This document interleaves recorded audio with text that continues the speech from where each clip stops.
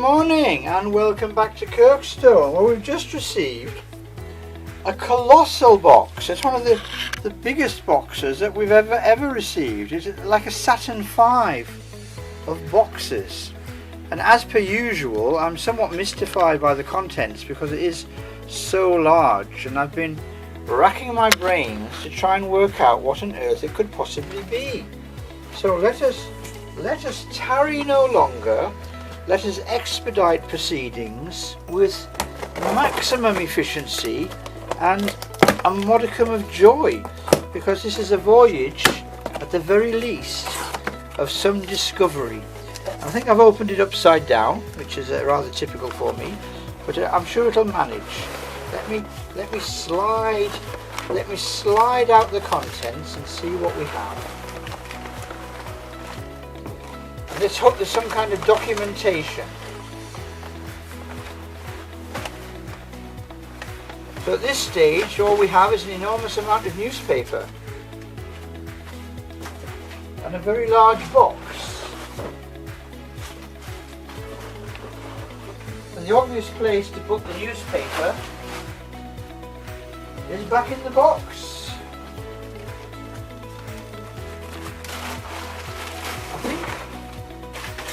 I think that's the obvious thing to do.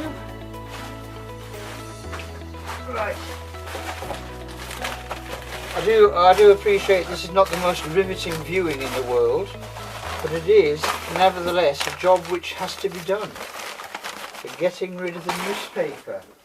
Right, so after that quick fly through, we have two objects of botanical interest. But this one I shall move to one side because it's slightly larger, and this one, by logical analysis, is therefore slightly smaller. And this is where we shall start. And this shouldn't require too much identification. It's a lovely, it's a group, we know what it is, it's a group of leaves of the dwarf Sansevieria Bonsell, and you can see just how thick those leaves are, and it's in a very small pot.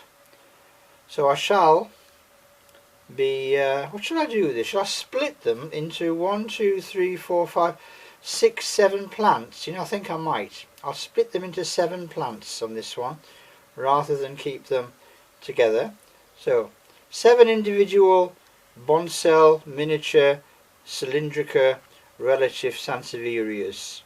Nice and small, but destined ultimately to be individual plantlets. And then the other, which is quite interesting and exciting, I don't know.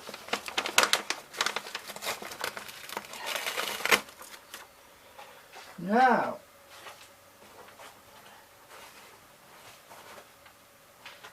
what could this be? Well, what this could be,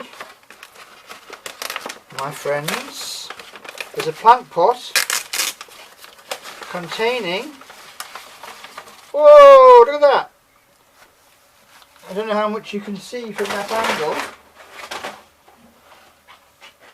but that is my first Dracæna. And this lovely label, and it is a very, very, very impressive label. I don't think I've ever had a label as impressive as that one. It's a Dracæna cultivar called Yellow Coast. Now I don't know how much of that you can see. And of course Dracænas are quite common and popular and well known to a lot of people, but not to me. And I only came really very interested in Dracæna once they became the coverall genus for Sansevieria. But that is a pretty spectacular plant. I mean, what's going to happen to this plant is possibly even more interesting, certainly to me, because what I'm planning on doing with this plant is using it for propagation. So I'm going to take a cut here So if I have my scissors, which I'm not going to use right now because I'm going to use a sharp sterile knife, I'm going to make that cut right down there, and I'm going to make the other cut right down there, and I'm going to plant those two cuttings of Dracaena Yellow Coast and grow them on. And this trunk, this well-rooted trunk, I'm going to leave, because if you look at the trunk, there are places, for example here, where the next branch is going to be pushing through. So this trunk will actually create more plantlets, and so the cycle will continue. But right now, at least for a few weeks, I'm going to be admiring the gorgeous foliage of this Dracaena, and then the next job here will be to divide and plant up these 7 individual little fatty bonsals. So that, I'm going to invite you to join me on the next stage of this journey, because where it may be leading may be a surprise to you for those who have been following this series. But I will be with you very soon. What an amazing plant. Look at those shades, those different shadings of greens and yellows and creams. Dracaena Yellow Coast. Absolutely gorgeous. Okay, I'll be with you very soon. Bye for now.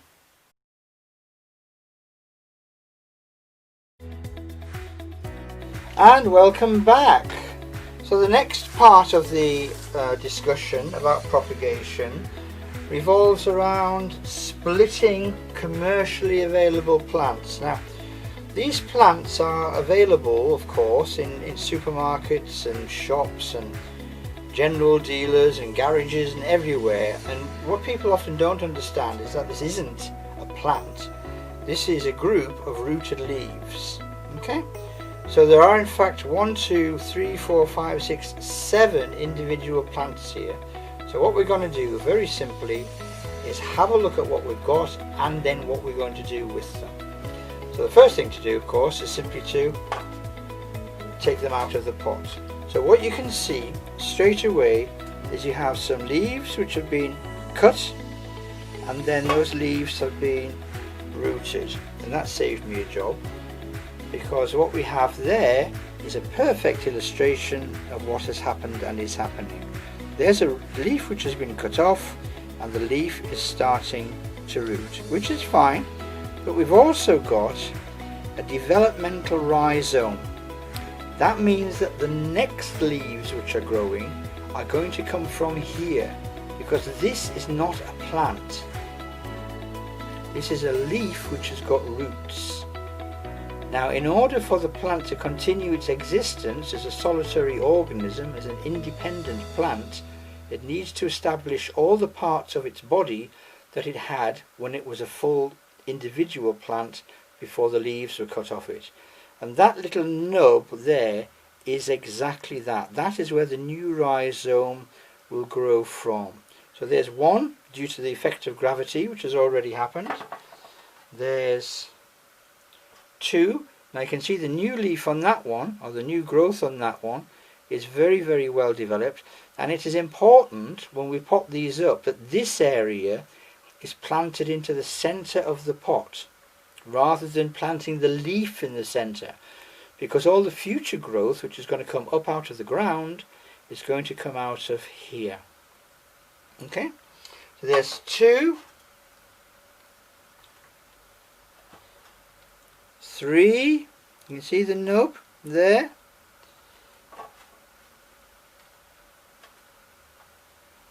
4,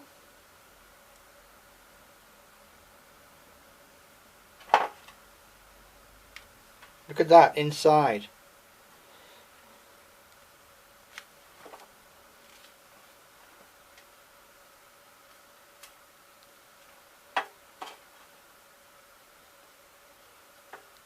5,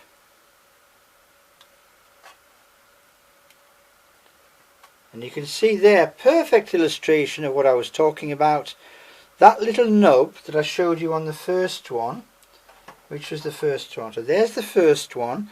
There's a little nub there which an inexperienced grower might just miss, and that nub will develop into a growth, a rhizomatous growth, and on the end of that leaf, I've stolen my own punchline.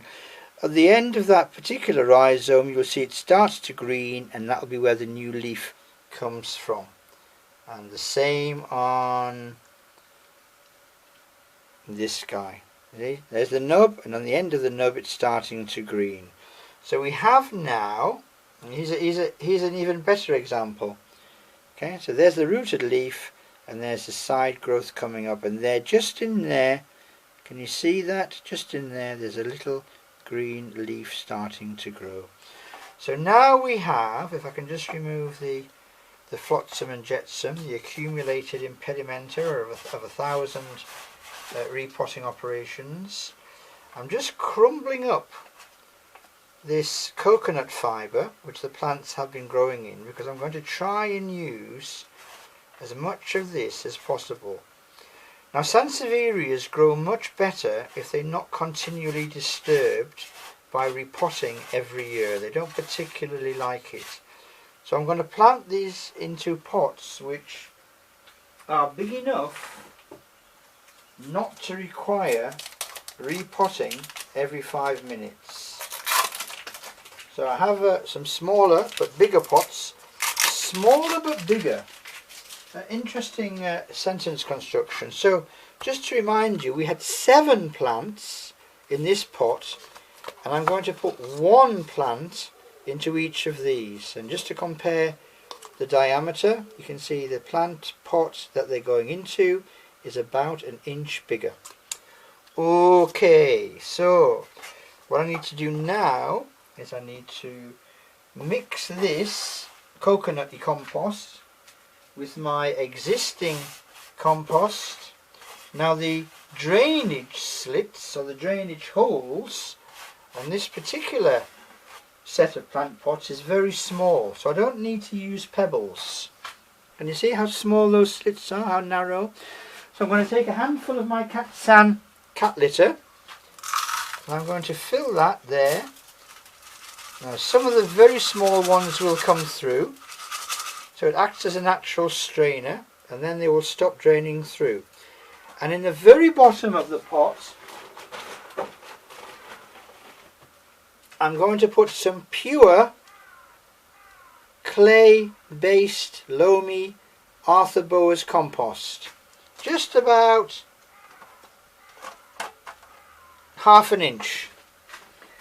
And on top of that compost, I'm going to put a little bit of bone meal. Then I'm going to take my desired plant, and I'm going to choose this one because of the growth, and I'm going to put some of that 50-50 compost into the pot to a depth of about 3 inches, leaving 1 inch or so at the top, and I'm simply going to place my plant on the top of the pot. Then I'm going to fill in to the depth that I want. Now, there are no real roots to worry about, just those few fibres, and I'm going to lift. Can you see what I'm doing? I'm lifting the plant with my fingers to the height that I want it to be, and then I'm going to tap, which means that the soil is actually going to fill in underneath the plant, because I don't want to plant the leaf too deep into the compost in case it rots. And then to stabilise the plant, although that's actually pretty good, to stabilise the plant, I'm going to get some of my normal topping grit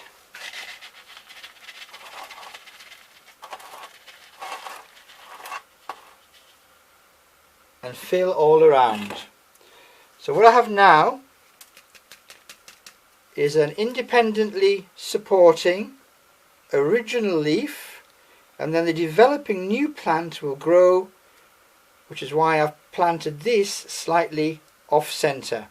so that this and this will occupy the middle of the pot. And then I'll repeat that for the next 6, and hopefully very soon I should be moving from rooted leaves to independent plants, 7 thereof. Okay, and I'll see you when I've done that.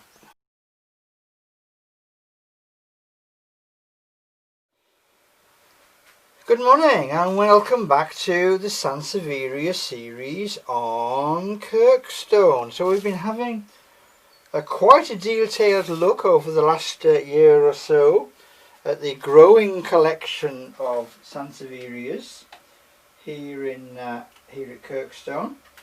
And a little bit different this one because we're looking at some established plants that we have to do something with. So earlier on in the series, I think it was in fact very early in the series, on episode 1, we met for the first time this fantastic fast growing now, it wasn't fast growing then, but fast growing now, Sansevieria bella, which we got from our normal supplier, Al Lias, Sansevieria Al, Sans Al on eBay as he trades. And this plant has been flourishing. If you go back to episode 1, you will see exactly where it was, which was up to about there. So we started off, and we'll come back to this in a couple of seconds, we started off with the normal leaf-shaped leaves, and as the plant has matured, we've moved on more to the longer linear lanceolate leaves that we see on the older Sansevieria bella plants. Okay, now this plant has obviously become slightly loose because it's moving towards the kind of stilt-like roots that you see on Sansevieria pinguicula, and basically I don't want 2 plants in one pot, and the reason it's in this rather fey decorative pot is because this one has been in the house and somebody's wife has decided to not have plant pots because they're not very feminine. We'd rather have decorative pots, so it's not something I get involved with, but I really don't care. So let's get rid of the decorative pot, and there's a couple of things that we need to do. First of all is to rescue the grit. So this is the grit that we use in the topping, so we're going to pour the grit out. There's quite a lot of grit.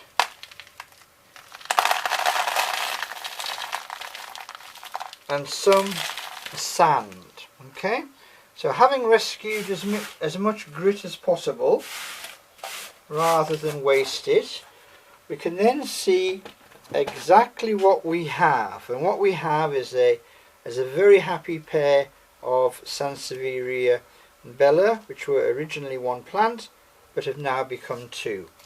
So I'm now going to transfer to the tray so that we don't actually lose anything while we're doing whatever it is we're doing.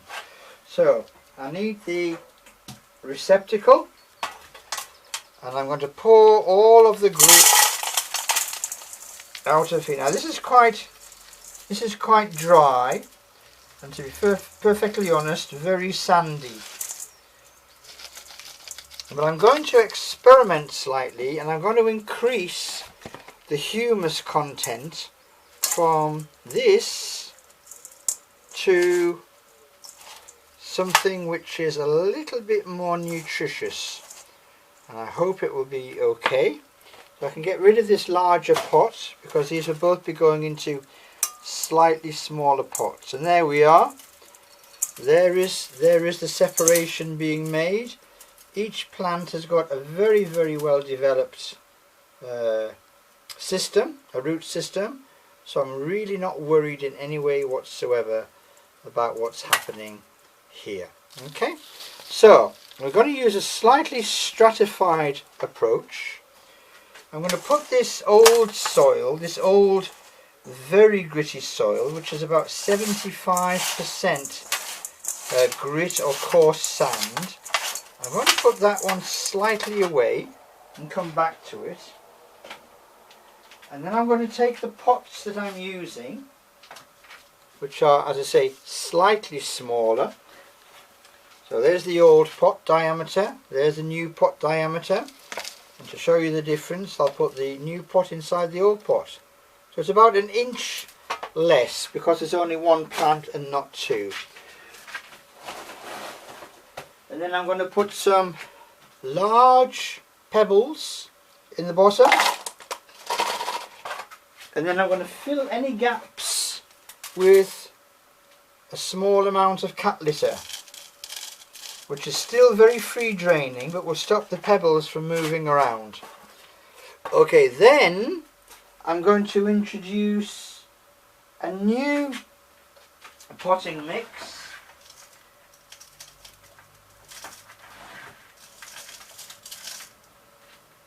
Which is 50% clay-based loam, so quite a clayey, alluvial, loamy substrate, which is J. Arthur Bower's compost, and I've mixed that 50-50 with the Katsan cat litter, which is a fantastic pumice-based free draining material, which I really like. It's ultra hygienic, it's all about the same size, it's standardized, and I really like it.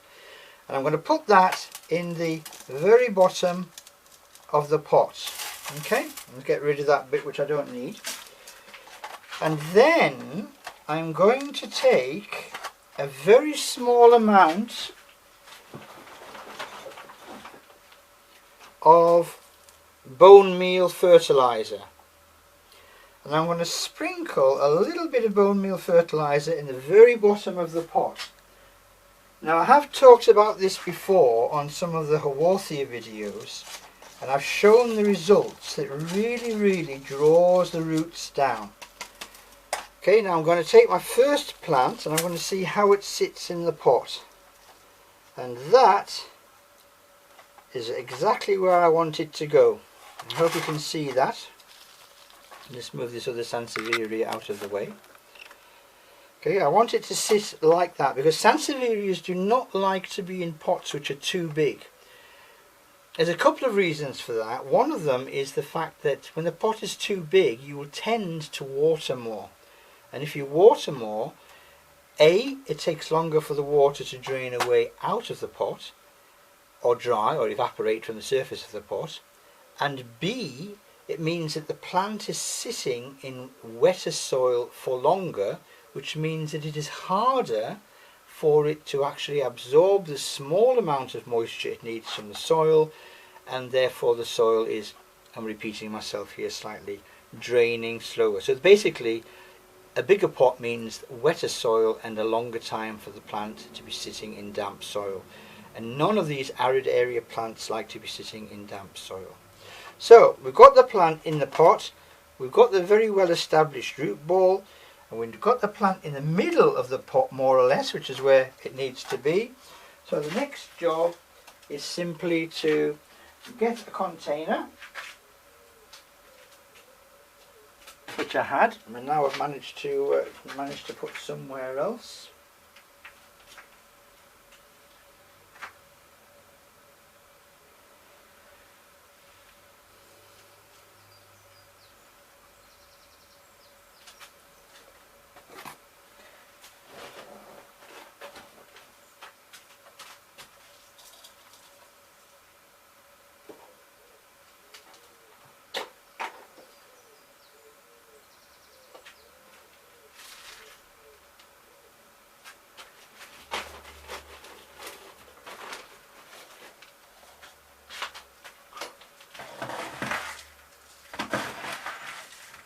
Okay, go down to the bucket, having returned with container, go down to the bucket with our 50-50 mix, and then pour this mix into the plant pot.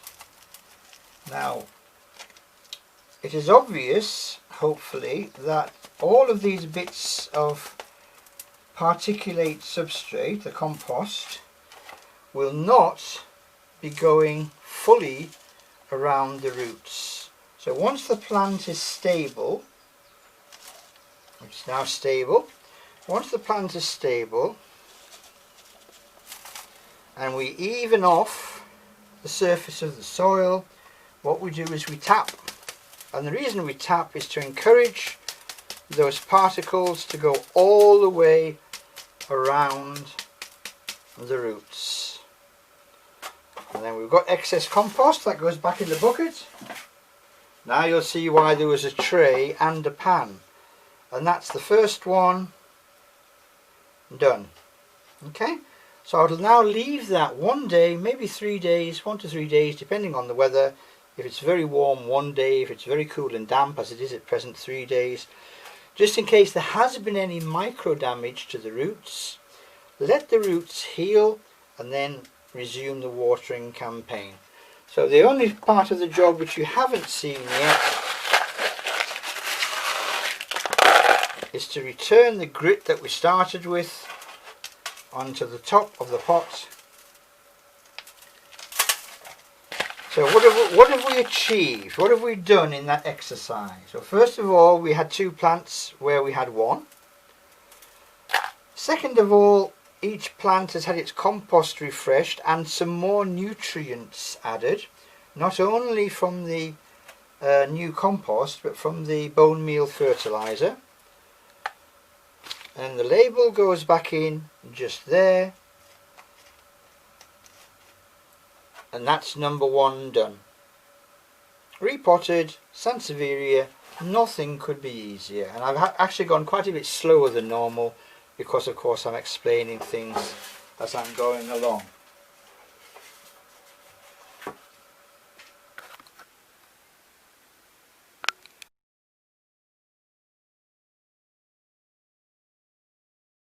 And there we are. So we have 2 plants now, potted up and gritted, and I'll just do the traditional flying overview. So there's one lovely Sansevieria bella and a second lovely Sansevieria bella, and there we have 2 lovely fantastic Sansevieria bella from Sans Isle. The only thing I wanted to say before I went is it's very interesting to see the evolution of the plant laid bare in its developmental morphology. So you can see those first early leaves are quite unremarkably leaf-like. They're flat and shaped like a leaf would be, and then they very gradually, as time goes on with each developing leaf, become longer and more cylindrical until you end up with these rather magnificent and needle sharp lengthy leaves which you'll see on the mature form. So you can actually see the development, or almost like an embryological exercise of the plant through its evolution, in the same way that if you see a human embryo, you can see for the first few days it looks like a fish, and in the second few days it becomes more like an amphibian, and then more reptilian, and then gradually mammalian. You can see human evolution in the development of the embryo, and you can see Sansevieria evolution in the development of the leaves. Is that interesting? Well, I think it is. There we are. 2 fantastic plants from Sansevieria Isle, and more cultivation and propagation advice coming up right now. See you in a few minutes.